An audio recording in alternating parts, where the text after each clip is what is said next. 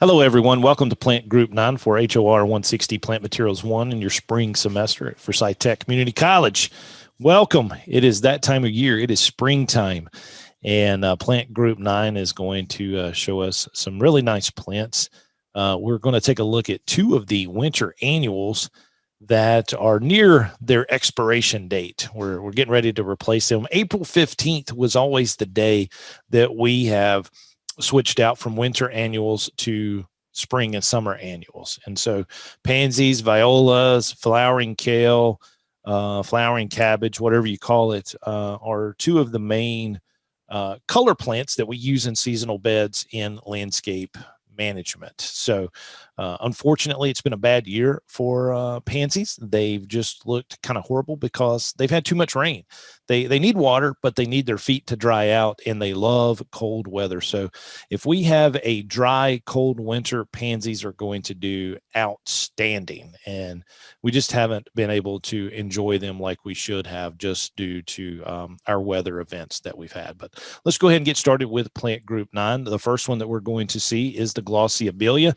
Now, I've always called this a old-timey plant, meaning this is a plant that you would have seen at your grandparents' house. I still remember seeing them both at Mama's house and Papa's house, and then Nana and Papa's house. They all had abelias around their house. It was just one of those plants that was popular back in the day.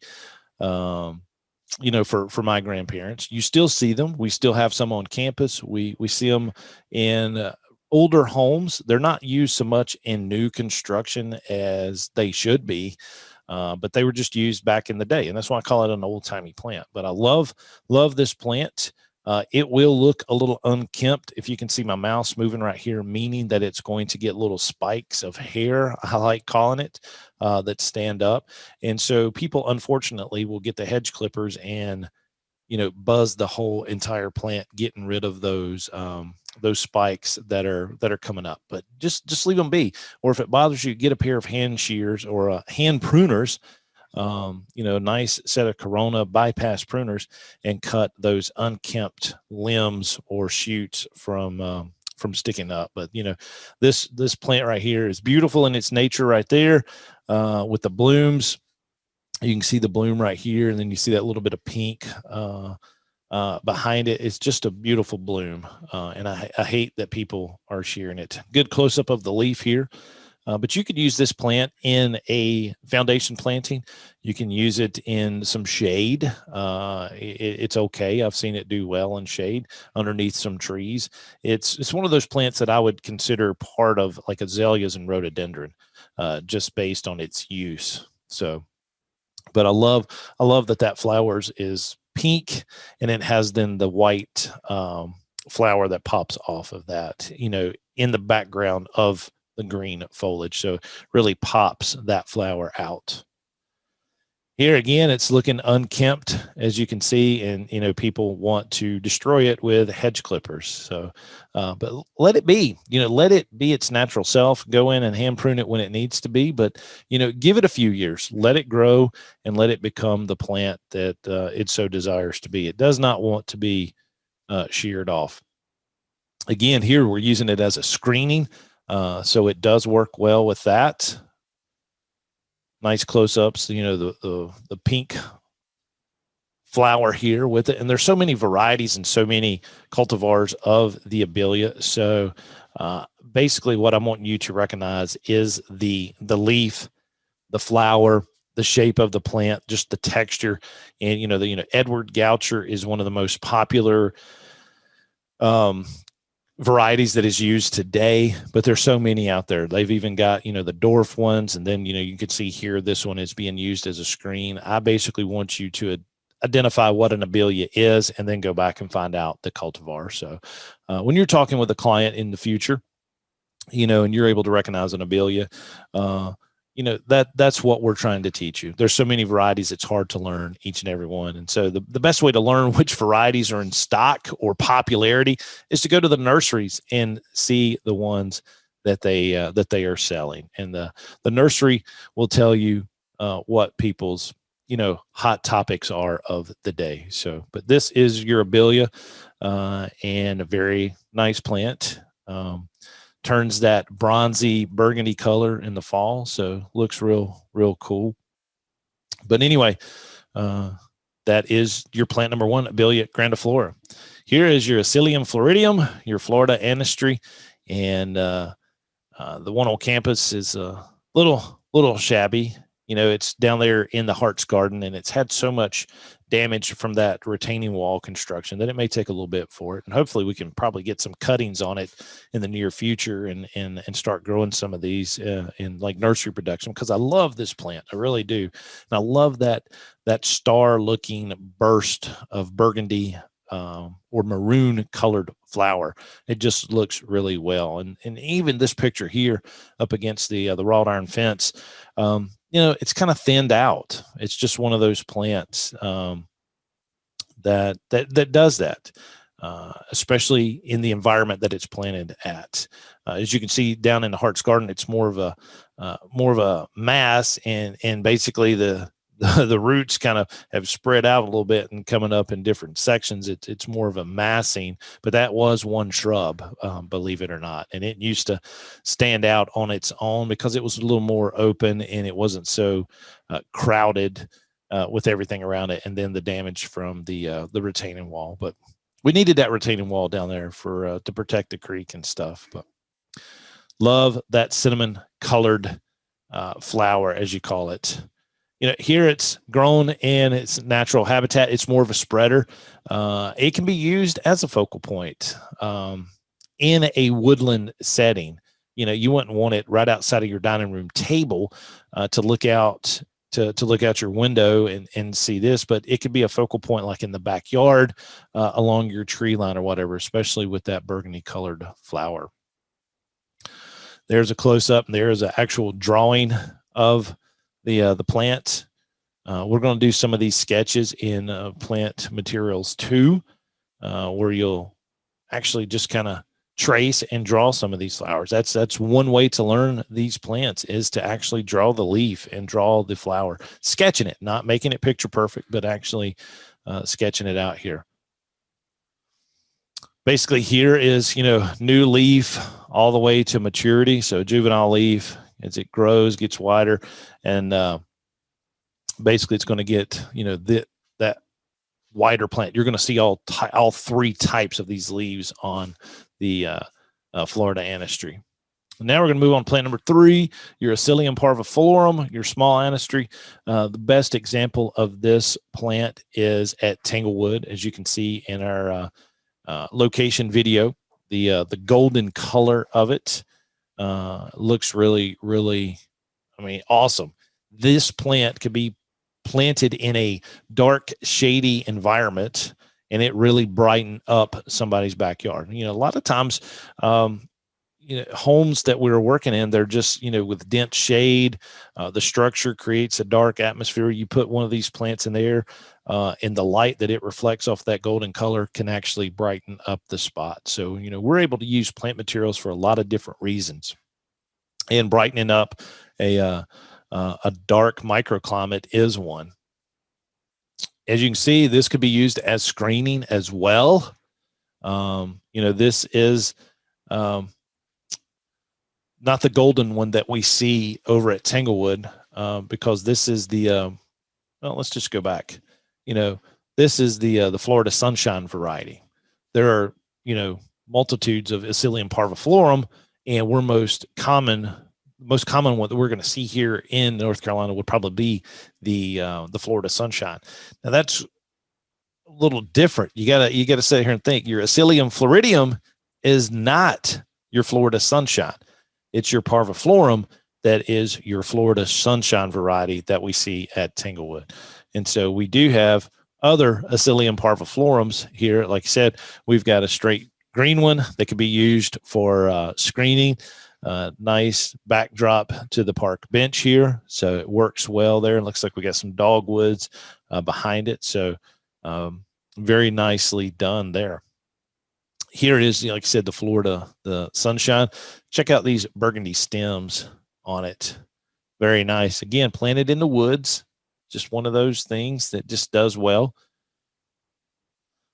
and a close-up of the leaf structure and the flower that's opening.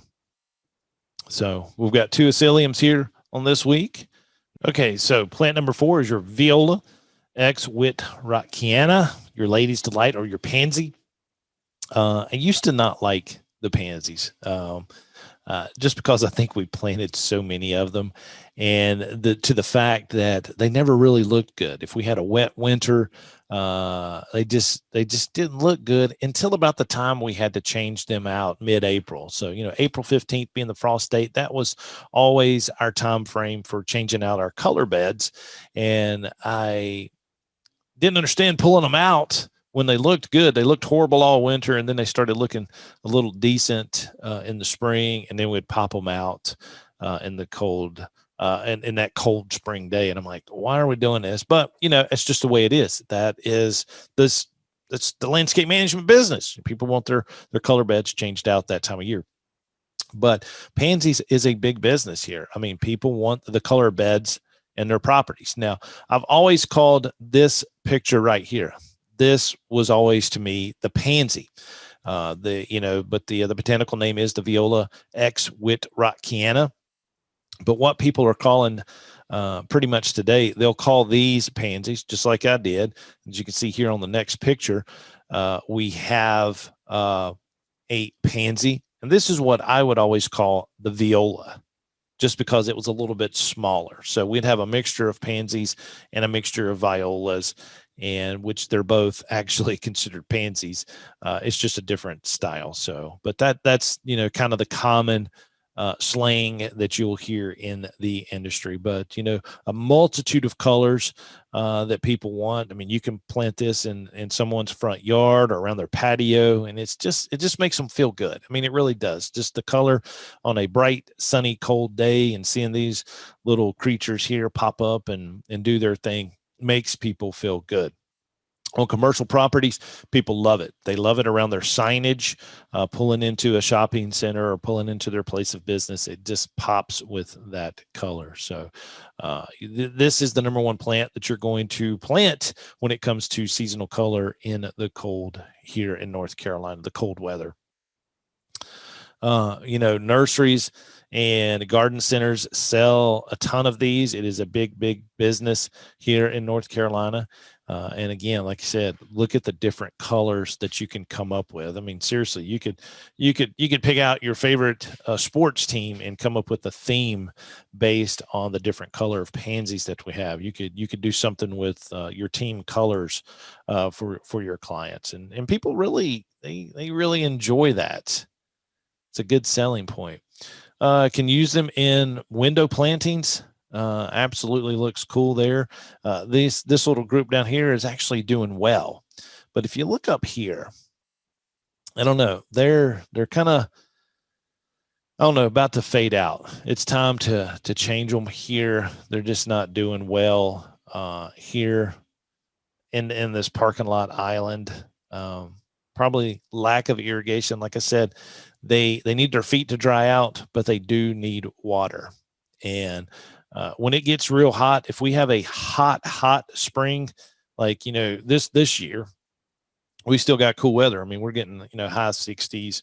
So they're okay. But if pansies were to be left in, and let's say mid-April, we start having some 80-degree, 85-degree days, these little plants are going to cook, and they're not going to look so hot. So that's why a lot of people will pull them out at that April 15th mark. So it gives time for the summer annuals to start growing, and they know that as soon as the hot weather hits, that your pansies just aren't going to look good. Just remember, multitude of colors that we can pick from. Just about every garden center and nursery is going to have them. The big box stores are going to have them. But it is a really, really good selling point. And it's a lot of winter work. You know, people want the color change in their shrub beds. So this is something that you're going to be doing quite a bit of in your career. Now we've got our flowering kale or our ornamental cabbage. It goes hand in hand with the pansies. You're just going to see all of this mixed. You're going to see probably the cabbage, you know, as you can see on the next slide. kind of centering around the tree, and then the pansies on the outside. The kale gets a little bit taller, so you would want to plant it in the backdrop and then have your pansies in front of it. And it makes a good mixture, a mixture of textures and colors all in one area. And here, we got the white flowering kale, the purple flowering kale, and then we've got the mixtures of the yellow pansy. So all kinds of color schemes that you can come up with. I have to say, I really like this planting here, full of perennials, and there's no pansies in here. For one, it's getting a little hot. You can start seeing, I take that back. Actually, this is planted in with a group of mums. So this is actual perfect season. My fault on that. But it is perennial bed. You can see the mums are getting ready to open up, and they've already got the kale in there. So this is, early fall planting right here. So actually a nice bed. Viburnum Praganese, your Prague Viburnum. This plant you can see up against the nursing building there on main campus. The coolest thing about this plant is, you can reverse the leaf over and it's totally different color. It's like a silverish gray or silverish green on the bottom, and then it's got that dark green foliage on top. Beautiful white flower. The one on campus is getting ready to open wide open. Like as you can see in our location video, I was talking about that, in just a few days, that thing's going to be bright with color, full of these white blooms, and you'll see Mother Nature doing its magic with the bees and the pollination and stuff. So it's a really, really cool plant to visit. And it's huge. This plant is huge. So it's perfect for commercial properties. If you need something to kind of offset those square corners of a commercial building, your Prague Viburnum would be a good choice for that. And it gives you the color. Here, you can see the difference in the color. You get the silver backing and then the dark green leaf there. Here you see it kind of growing in the wild. Not really in the wild, but kind of grown. They haven't even mowed or anything around it. And it's going to look unkempt as well. It's just one of those plants that will do that. And that's okay. It's just part of letting it grow. This is a plant that if it gets too big, they probably will shear it. But the one on campus, I don't think I've ever seen them prune. They're just kind of letting it grow. You may have to go and kind of separate it off the building some, but let it be itself and not prune it so much. Your Shindo Viburnum is a plant that we've grown in nursery production, and we've planted it along the fence there behind horticulture. Makes a good screening plant. It grows fast. It's easy to propagate, and you see people sell a ton of these. I mean, they have their place, and screening would be one. Maybe having one around a garden setting would be fine, or a patio garden, just for its bloom. But it is going to get big. It is going to get big. But I love that dark, shiny leaf with it. Here's one in the nursery in a 3-gallon plant. That's the typical size you would buy most of these plants in a nursery. Azaleas and stuff you may get in 1-gallon plants, but you're always going to base it on a 3-gallon container. New construction, everything's in 3-gallon. But here again, in a hedgerow, one from the nursery. Just a close-up of that dark green foliage. And getting your winter color coming on there as well. And here you got one, in a botanical garden setting. So really nice cluster of plants here. So your Prague Viburnum. Now you have your Viburnum tinus. The one on campus is over by our old place right off that retaining wall. So if you're headed over there to get a sample, be very careful. But check out the location video to see exactly where it is. I love the little blueberry fruit that it produces. You can't eat it. Don't eat it. It just looks really cool, especially, with the white blooms there going on. So has that burgundy-ish color on the flowers as well. Looks really, really good. But there's one from the nursery. Then a close-up of your flowers. Here you got 3 in a row. Remember, when you're planting plants, always plant in odd numbers. You'll plant in groups of 1, like either side of a sidewalk or going up a set of steps. So that's one on each side, or you're going to plant in groups of 3, 5, and 7. It's just a design concept that you'd come up. And when you look at it on paper, you'll understand why. And we talk more about that in landscape design. But here's 3 in a row, kind of used to screen out that concrete. Doing a good job of it. I mean, yeah, it's not going to get as tall as our concrete structure, but at eye level, it takes away from it. And we notice the beautiful blooms on the plant. Getting ready to open up, a little bit smaller, tighter plant than the other 2 viburnums that we've seen in this plant group. And there it is again. All right, guys, and that will conclude your lecture on plant group 9. If you're interested, and you finish these classes, guys, I highly recommend looking at the North Carolina Certified Plant Professional exam. It's given by the North Carolina Nursery and Landscape Association. So check them out. They've got a great website. And they've got good study materials for becoming that certified plant professional. Thanks, guys, and I'll see you in the next lecture.